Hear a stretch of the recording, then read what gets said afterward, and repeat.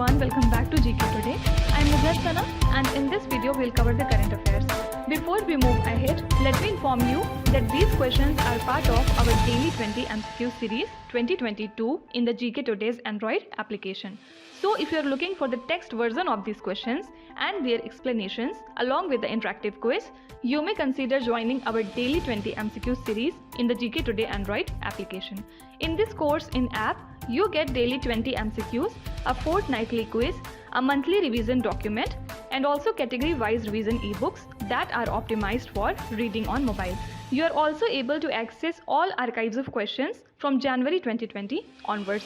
And let me tell you one more thing. If you want the Hindi version of this session, you can refer to our former channel named as GK Today. The link has been given in the description box from where you can reach to. So without taking much of your time, let's get started. Good morning everyone. Welcome back to GK Today. First of all, belated Happy Republic Day to all of you. And everyone knows that we celebrate our Republic Day because our constitution came into effect on 26th of January 1950. Although we adopted our constitution on 26th of November 1949, but it came into effect after 2 months. Okay. Now let's see some of the important things regarding our constitution. It has total 22 parts and 12 schedules. Also, it is the longest written constitution. Actually, our original constitution was written by Mr. Prem Bihari Narayan Raizada. Then we adopted few things on 24th of January 1950. For example, our national anthem, then our song. Then the most important part in our constitution is the preamble. Many questions are asked regarding this. For example, the term liberty, equality and fraternity came from French ideas. Okay. So constitution itself is a broad topic. We'll do it someday.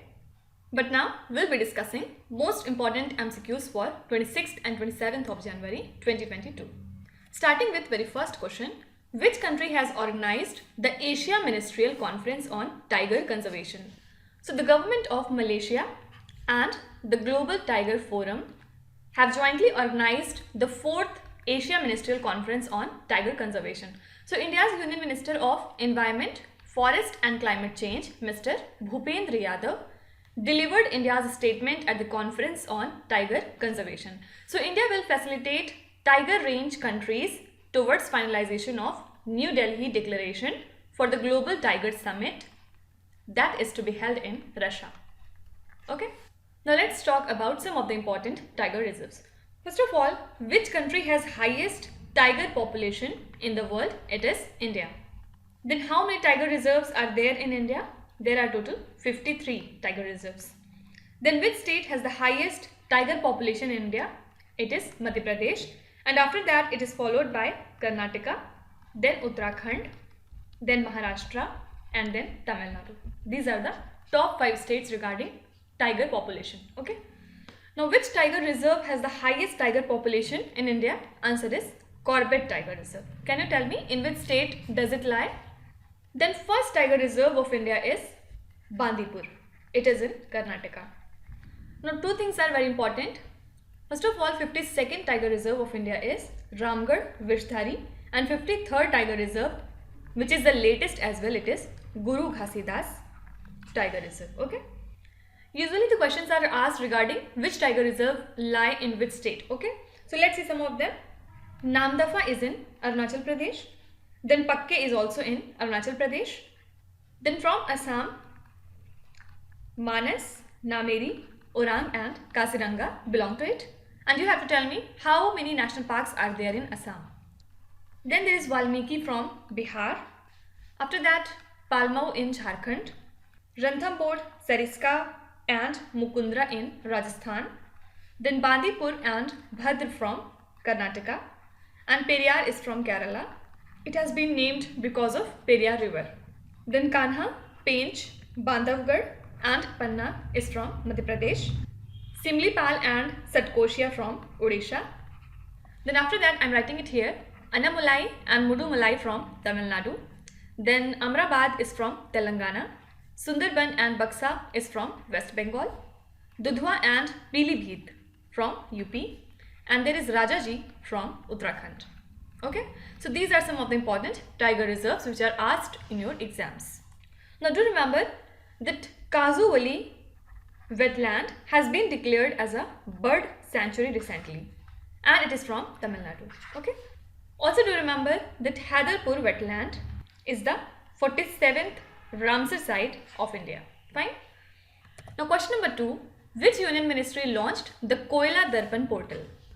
So the Union Ministry of Coal has launched the Koyla Darpan portal to key performance indicators related to the coal sector.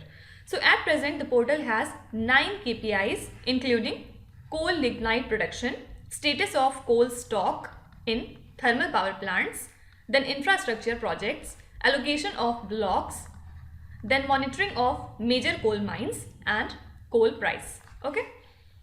Now apart from it, Ministry of Home Affairs has initiated the process for a comprehensive review of India's criminal law.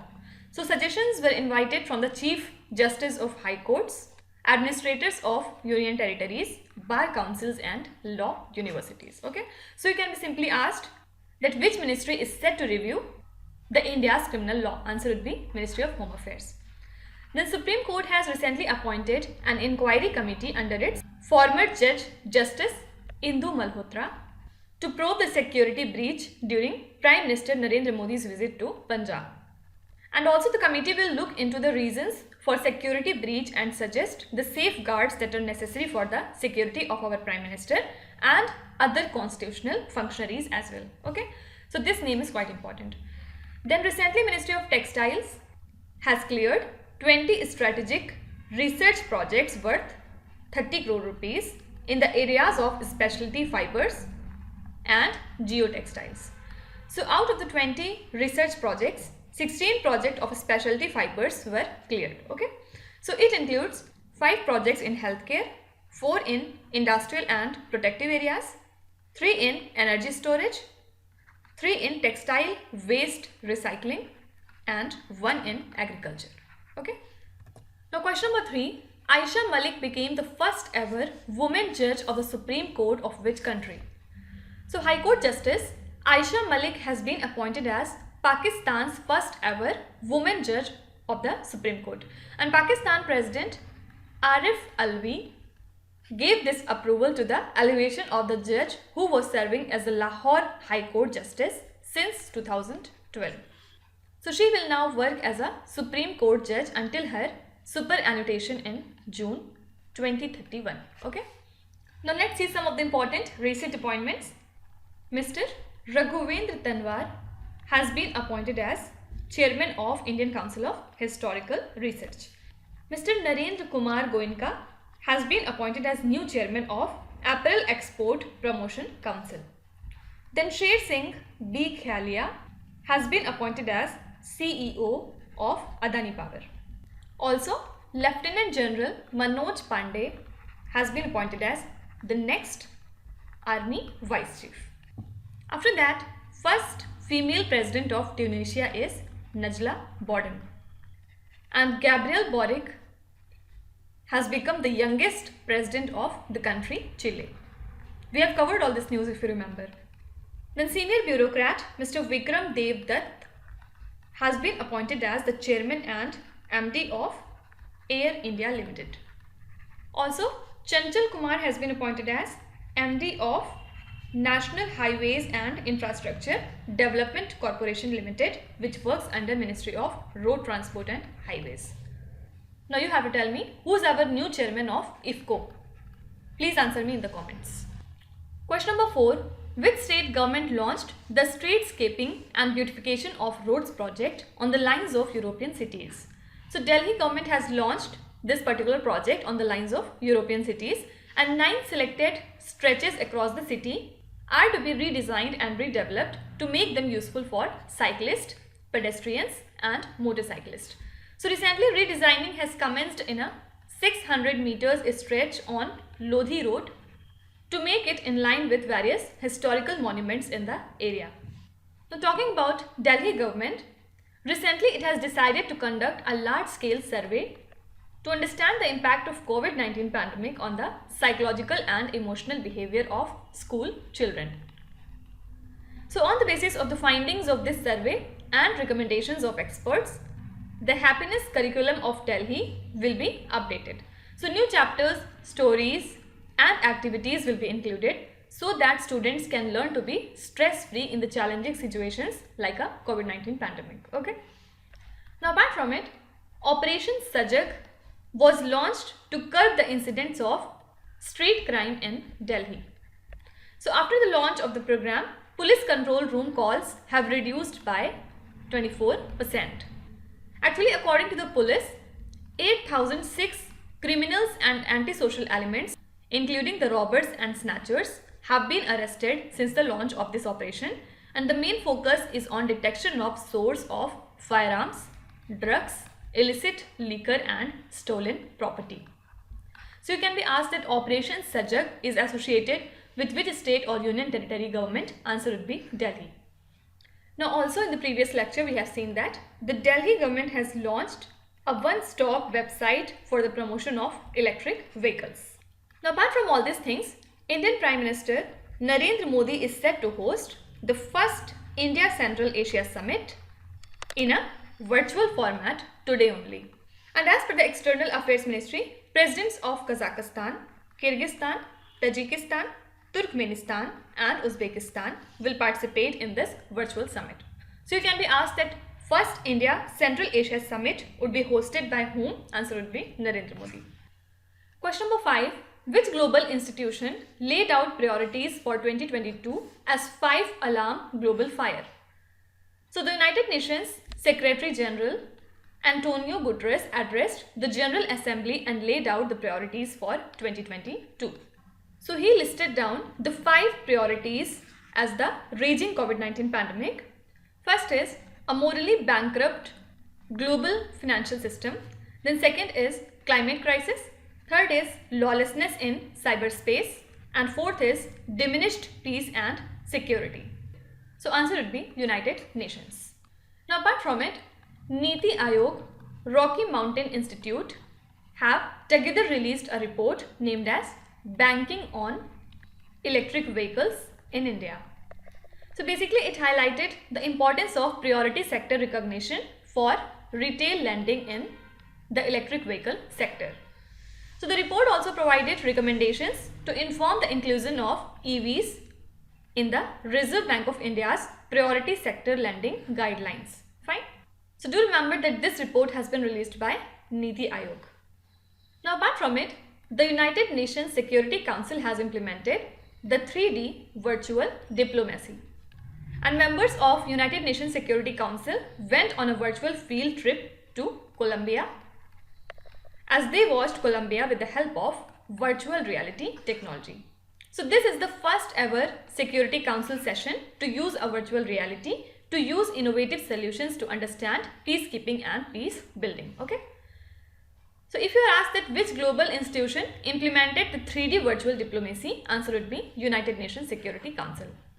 Now apart from it, the high level committee was constituted in 2014 under the chairmanship of former Cabinet Secretary TCR Subramaniam by the Ministry of Environment, Forest and Climate Change. Why? To review the environmental laws in the country. So Supreme Court had asked the centre whether it was planning a dedicated Indian Environment Service in the National Bureaucratic Setup as recommended by the Subramaniam Committee. Okay. So basically Subramaniam Committee has recommended to form the Indian Environment Service, for which the Supreme Court has asked the centre if they are planning to do so or not. Okay. Question number 6. Union government has approved to set up a plastic park in which city? So the Union government has given the final approval for setting up a plastic park at Ganji Mutt in Mangaluru, Karnataka.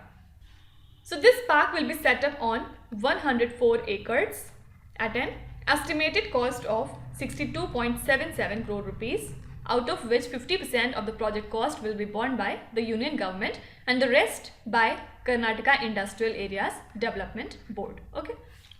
Now a few days back we have seen that Prime Minister Narendra Modi is set to inaugurate the 9,802 crore rupees Saryu Canal National Project in Uttar Pradesh, Balrampur district.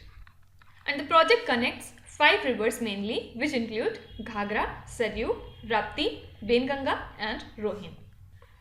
Then apart from it, the Saryu Regional Water Supply Project is being implemented in Mumbai, which will provide 403 million litres per day water supply to the 2 of its municipal corporations at the western sub-region of Mumbai, and the project is expected to be completed in phases till 2023. Now also we have seen that Prime Minister Narendra Modi has laid the foundation of 6,700 crore rupees Renuka Ji Dam project from Himachal Pradesh, Mandi, and once completed it is expected to generate 200 million units of energy in a 40 megawatt surface powerhouse. So simply just remember that Renuka Ji Dam is associated with Himachal Pradesh.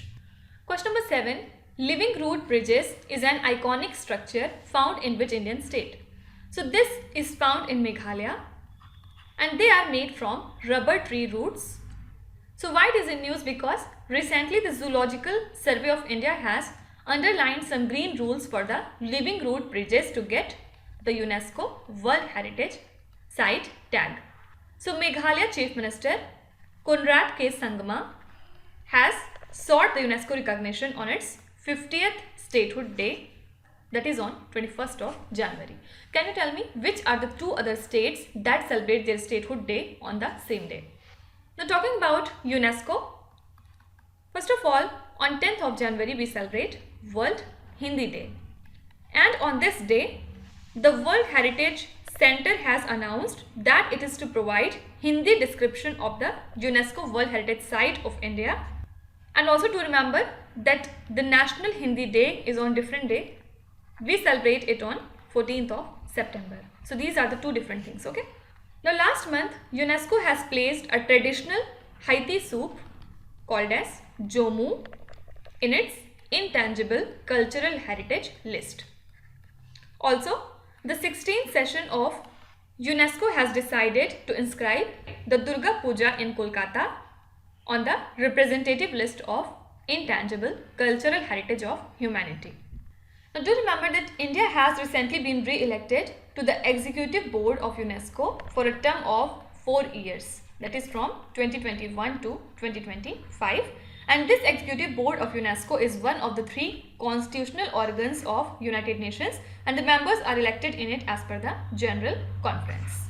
Also UNESCO has designated Srinagar as a part of UNESCO Creative Cities Network.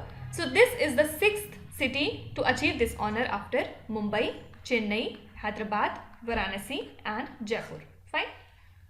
Question number 8. Kiribati, which was seen in the news recently, is a country located in which continent? So it is one of the most isolated islands in the world, and it is located in Oceania and is about 4,800 kilometers away from Australia. Okay. So until last week, Kiribati had recorded just 2 COVID cases after the passengers on the first international flight tested positive for the COVID, and hence the country has imposed its first lockdown. Okay. Now in the previous lecture we have seen that Nusantara is the new capital of Indonesia and the former capital is Jakarta. Also, UNESCO has recently presented 2 heritage awards to the Nizamuddin Basti project for its conservation efforts, and it was awarded with the special recognition for the Sustainable Award and Award of Excellence. Basically, it unified the 3 major sites, which are these. First is Sundar Nursery, second is Nizamuddin Basti, and third is Humayun Tomb. Okay.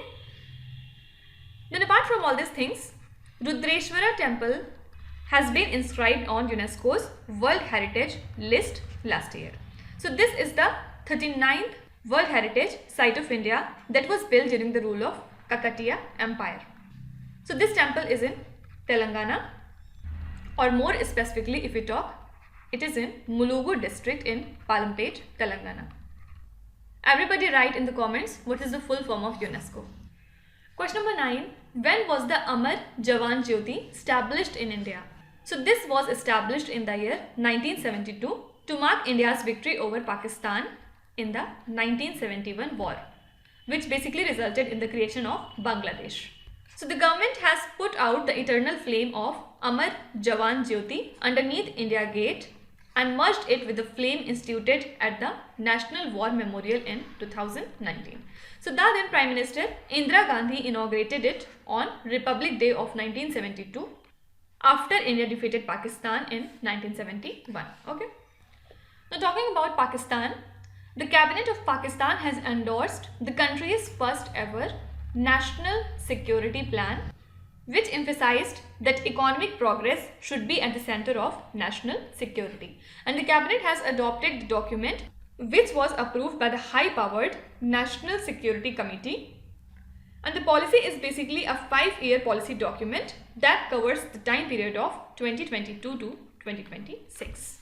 Then USA, Uzbekistan, Afghanistan and Pakistan have made a principal agreement to establish a new quadrilateral diplomatic platform with the primary aim to enhance the regional connectivity.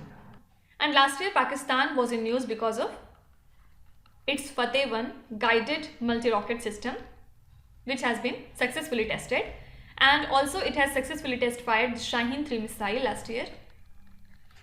Also do remember that Pakistan is still in the grey list of FATF, that is Financial Action Task Force. Okay? And last year in the month of June, Philippines has been added in this list along with Malta, Haiti and South Sudan. Okay? Now coming to last question, which state government signed agreement to rejuvenate the Saraswati River by constructing Adi Badra Dam? So the governments of Haryana and Himachal Pradesh entered into an agreement to build a dam at Adi Badri in Yamuna Nagar district. So along with this, the area will also develop as a pilgrimage site, and the objective of the project is to revive the Saraswati River as well as increase the groundwater level. So this dam will be built on 31.66 hectares of land in Himachal Pradesh and 215.33 crore rupees will be spent for it. Now apart from it, the Twitter has announced a new way for users to authenticate their profile pictures created by non-fungible tokens. So it has released an official verification mechanism for NFT profile pictures, and the NFT owners have been uploading the JPEG images of their digital assets as profile pictures recently. So the authentic NFT profile will be shown with a new hexagon shaped mask. Okay. Now can you tell me, NFT has been chosen as the word of the year for which organization? Please answer me in the comments. Now apart from it, United Kingdom based Environmental Investigation Agency has released the report titled as Connecting the Dots, Plastic Pollution and the Planetary Emergency. And as per the report, a new global plastic treaty focusing on the entire life cycle of plastic needs to be developed urgently, and this was also proposed in the draft resolution by Peru and Rwanda at the United Nations Environment Assembly. Okay. Now let's start with today's quiz. Here on the slide you can see 5 questions which have been taken from the past 2-3 days current affairs. Pause the video and try to solve each of these questions, and at the end of the lecture do not forget to share your scores in the comment section. So please be honest and do not cheat with yourself. So that's it for today. I hope you have liked the session. These were the important news and events from today, and we will meet again tomorrow with some more important current affairs. Till then, stay tuned. Thank you so much for watching, and please do not forget to subscribe to GK Today. With this, Minuzat Sana signing off.